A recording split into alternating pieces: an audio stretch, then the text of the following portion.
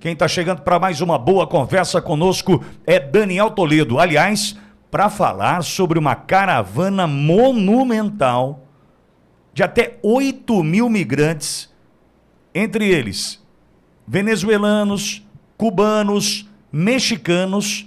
Esta caravana, repito, com 8 mil migrantes, está enfrentando uma jornada repleta de desafios em direção à fronteira dos Estados Unidos.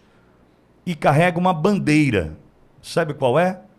Êxodo da pobreza. Daniel, esse êxodo da pobreza tem chance de dar certo? Tem, pior que tem. Mas vamos lá. O que acontece, Pito? Olha, eu vi que você mencionou aí mexicanos, venezuelanos, né, cubanos, mas a gente precisa ver que o número real das pessoas que passam ali pela fronteira, principalmente que a gente tem os números aqui do Texas, é um pouco mais preocupante, porque hoje você tem um número aí de 23% de indiano. E hoje nós temos a Índia como a maior população do mundo. Então isso é algo extremamente preocupante. Qual é o segundo maior número de pessoas que chegam ali na fronteira? Chineses, que é a segunda maior população do mundo. E aí vem os haitianos, os latinos no geral, né? Vamos colocar todo o pessoal ali da América do Sul, que acaba se juntando, inclusive brasileiros. Mas o que tem preocupado absurdamente aqui a questão das fronteiras é não só essa marcha é uma situação, mas o que existe hoje na fronteira é uma aglomeração monstruosa de indianos e chineses, que são as duas maiores populações do mundo. E se a gente abrir um pouquinho mais o leque, a gente vai ver que são dois países do BRICS, que acaba nos acendendo mais um terceiro alerta ainda aí na questão Brasil, não só Estados Unidos. E a gente começa a ver aqui dentro uma série de medidas que acabam criando um problema gigantesco. O primeiro deles é o governador do Texas, como sempre, o Greg Abbott, acabou de assinar uma lei que torna crime o fato da pessoa estar ilegal dentro do estado, tá? Ou seja, é crime, cana. Está ilegal dentro do estado é cana. E isso acaba sendo replicado para outros estados. Se você olhar anteontem a manifestação do prefeito de Chicago, ele falou, olha, não, peraí, nós gostamos dos imigrantes, gostamos muito dessa história de direitos humanos, mas espera aí que nós não queremos mais imigrantes aqui na nossa cidade. E nós queremos agora tomar medidas legais para impedir que o Greg Abbott mande os ônibus dos ilegais que estão chegando no Texas e a gente não está fazendo nada para segurar lá. Eu quero que ele pare de mandar os ônibus para cá, ele que segure essas pessoas no Texas. Então hoje existe aí mais uma polarização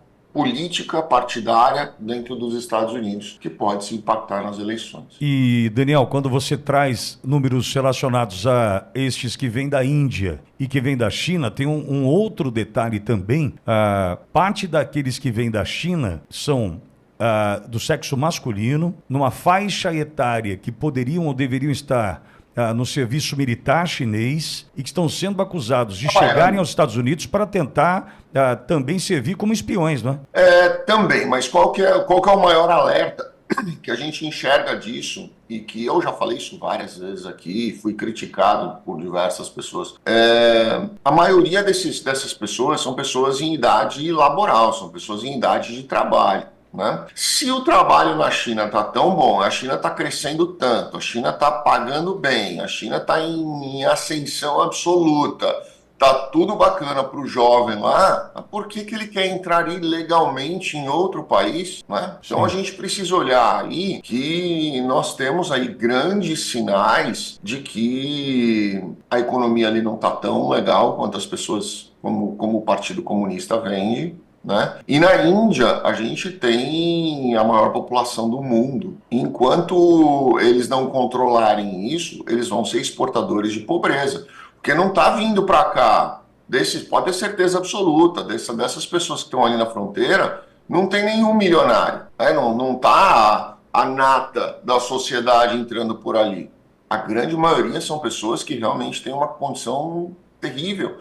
E essas pessoas que têm uma condição terrível, muitas vezes elas não têm condição de pagar o coiote Então, como é que ela paga o coiote? Com trabalho depois. Então, a gente começa a ver várias denúncias dentro dos Estados Unidos de aglomerações de imigrantes com trabalhos escravos. Agora, Daniel, e vai ser elemento de discussão, vai ser ponto importante para a discussão para a eleição do ano que vem? Vai ser ponto de polarização mais uma vez. E isso vai ser o fiel da balança. Porque nós vamos ter aí o Trump, como ele já está fazendo, batendo pesadíssimo em cima dessa questão da imigração, e o Biden, mais uma vez, aliviando, fazendo de conta, né, que ele está aliviando, porque na verdade ele não está aliviando nada, ele está criando um problema maior.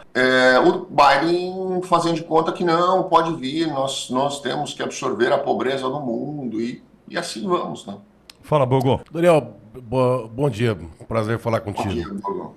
Como é que está a situação do Trump aí? Ontem acho que saiu umas matérias que a Suprema Corte teria anulado uma condenação do Trump e agora a respeito das primárias, acho que em Michigan.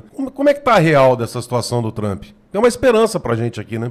É o que eu falei já uma outra vez aqui, né? Ele tem 94 acusações criminais, né? Essas 94, grande pirotecnia. Eu acho que aí umas 88, talvez até 89, sejam pintar o palhaço de colorido, para parecer um negócio muito maior.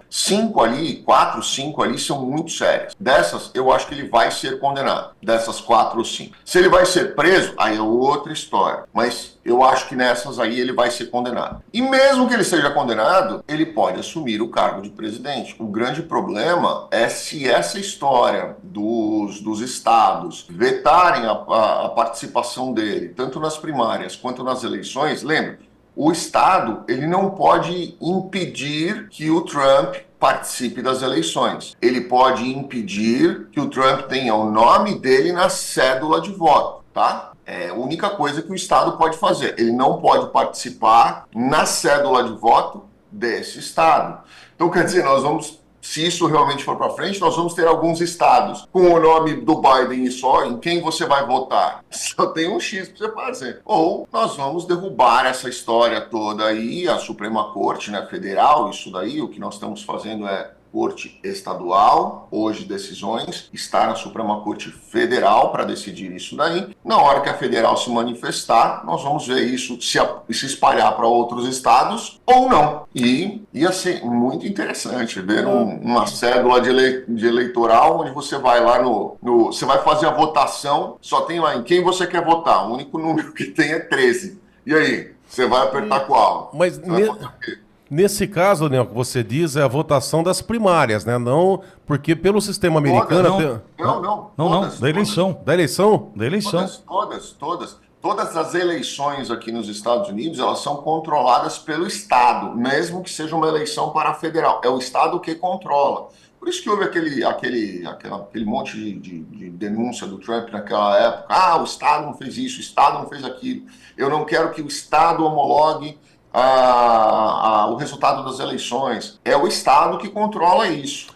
Mas... Ele pode falar, não quero o nome do Trump, por ordem judicial, não terá o nome do Trump na cédula que o Estado vai emitir para os seus eleitores. Mas nas primárias também prejudica, né? Porque se não tiver o nome dele nas primárias, o Biden ganhando, por exemplo, ele leva todos os delegados daquele estado, né? Correto. A ideia, na verdade, a estratégia, teoria é essa, por isso que eu falei, imagina você sai da sua casa para fazer uma votação, você vai votar para presidente da república, aí você chega lá no colégio, você vai votar, você fala, caramba, eu vim até aqui, eu vou votar em quem? Só tem o número 13, não tem nem as outras teclas ali, só tem o 1 e o 3. Meu Deus. Então, óbvio que ou você vai votar naquele número ou você não vai votar em ninguém. Daniel, óbvio, todos os delegados daquele estado vão acabar, né? Não tem o que falar. E o Ron DeSantis, né, seu governador da Flórida, tem espaço ainda ou já carta fora do baralho? Eu acho que o DeSantis já... Eu gostaria muito que ele tivesse força de ir, mas eu acho que ele não tem força para ir. Tem uma mulher, esqueci o nome dela, ela é a única que eu acho que teria uma força aí para eventualmente ter um apelo na discussão aí de presidencial. Lembra que os Estados Unidos, ele gosta muito dessa história de fomos o primeiro. A Rússia foi o primeiro país a colocar uma pessoa no espaço. Mas nós fomos o primeiro a pisar na Lua. Nós tivemos o primeiro presidente negro. Nós tivemos a primeira vice-presidente mulher. E lembra da Kamala? Eles fizeram praticamente ali um Frankenstein. Porque não, é a primeira mulher negra. Não, ela não é só negra. Ela é negra, ela é filha de... Não, ela é neta de africanos, neta de chineses com indianos e haitianos. Não é só a primeira, ela é a primeira representando a galáxia. Então, assim, é muito intrínseco na cultura americana essa questão de ser o primeiro. Eu, particularmente, acho que deveriam colocar Greg Abbott. Eu acho. O apelo do Greg Abbott é muito grande. Ele não quer, ele já negou. Mas eu acho que se os republicanos colocassem o Greg Abbott, seria um apelo gigantesco, porque ele é paralítico, ele é amado no Texas, ele é muito respeitado nos Estados Unidos. Imagina, primeiro presidente deficiente físico. Caramba, né? Teria um apelo muito grande. Para essa questão do apelo americano, eu acho que seria maravilhoso. Ele é uma pessoa sensacional, inteligentíssimo, competentíssimo, tem feito um trabalho gigantesco no Texas. O cara é amado, mas ele não quer participar. Então, é isso aí. Fala, Bob. Ninguém bate o Brasil. Nós temos o primeiro presidente descondenado. Pois é. Olha que inveja. Mas graças a Deus, Borgo, ele não pode ser eleito 10 vezes, né? Ele vai parar na nona. Agora, Daniel, quero aproveitar a tua expertise como advogado especializado em direito internacional para entender essa relação desse êxodo da pobreza. Uma marcha, 8 mil pessoas. Eu quero crer que estão tentando chegar de maneira ilegal à fronteira e contar com a generosidade, a compaixão, né, do americano, do governo americano, para recebê-los.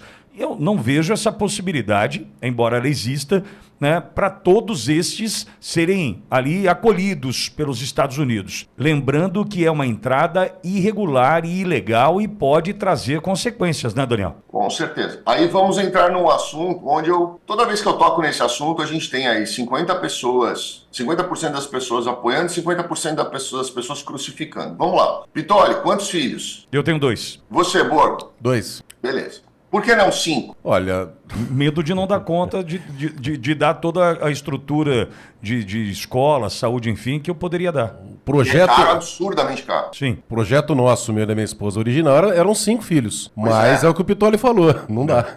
O meu projeto original era 3. Aí veio 1. Aí eu me tornei pai solteiro. Eu vi que a conta era pior, que não era só uma conta que você dividia com 2, era uma conta que era sua. E aí você vai vendo que a conta vai ficando cada vez mais alta. A gente acha, não, fralda é caro, fralda é barato. Depois é que vem o caro, que aí a roupa começa a ficar, a roupa encolhe, né? A roupa encolhe uma vez por mês. E não cabe mais, você tem que comprar roupa, você tem que comprar... Aí o amigo compra um livro diferente, aí ele compra o livro, enfim, a conta é infindável até chegar na faculdade, tá? E aí você quer, obviamente... O sonho de todo pai é que o filho vá para a faculdade. Fazer faculdade de quê? Não importa. Precisa ter um diploma de quê? De qualquer coisa. A gente aceita qualquer coisa. A gente sonha uma coisa, mas a gente aceita qualquer coisa. E aí, por que a gente tem que pagar a conta? Se eu resolvi fazer vasectomia logo depois que meu filho nasceu, porque eu vi o preço da brincadeira. Vocês optaram por ter 2 filhos ao invés de 5. Que era o sonho. Por que a gente tem que pagar a conta das outras pessoas que resolveram ter 14? Né? Por que a gente tem que arcar este custo que não tem fim pelas outras pessoas que não tiveram a consciência de dar uma boa educação, uma boa qualidade de vida, não, quiseram ter os filhos. Essa é uma questão social que eu tenho trazido já há 3 anos, já escrevi inclusive sobre isso, e isso é um grande problema que hoje a gente tem no mundo inteiro. Se você for olhar, a China tem capacidade de sustentar essas pessoas. Pega o PIB da China, tá? Pega o PIB da China e divide pelo número de habitantes. Vocês vão ver o PIB per capita. É miserável. Ah, mas tem alguns bilionários na China. Sim, tem os bilionários, que torna mais miserável ainda as pessoas que estão aí na base. Pega o Brasil, pega a Índia, pega países que têm superpopulações. Aí beleza, vamos para os países que estão em população decrescente. Pega a Suíça, divide ali o PIB pelo PIB per capita. O PIB da Suíça é baixo, mas elas têm poucas pessoas com natalidade decrescente. O que acontece? A distribuição de renda é muito melhor. Então, esse é um grande problema que a gente vê. E isso é o que tem impactado diretamente na questão da imigração, dessa migração da pobreza para os países teoricamente mais ricos. Porque você não vê as pessoas estáveis, com família estável, com todos empregados e todos gerando renda e pagando ali as suas contas. você não vê essas pessoas querendo sair da linha da miséria. Geralmente você vê pessoas com 5, 6, 7, 8 filhos, que nem aquele caso do ano passado, da mulher que jogou as duas, eram 4. 2 eram maiores, eram adolescentes, mas as outras 2 crianças, uma tinha 8 e uma tinha 5. As 2 morreram, porque jogaram lá de cima do muro, né? Então, assim, E era uma mulher sozinha, era uma moça sozinha, ou seja, sem pai, sabe Deus de quem que são as crianças. Esse, eu acho que é um problema social que, se a gente não tomar cuidado, nós vamos pagar essa conta muito caro daqui a pouco. Daniel Toledo, especializado em Direito Internacional da Toledo e Advogados Associados. Daniel.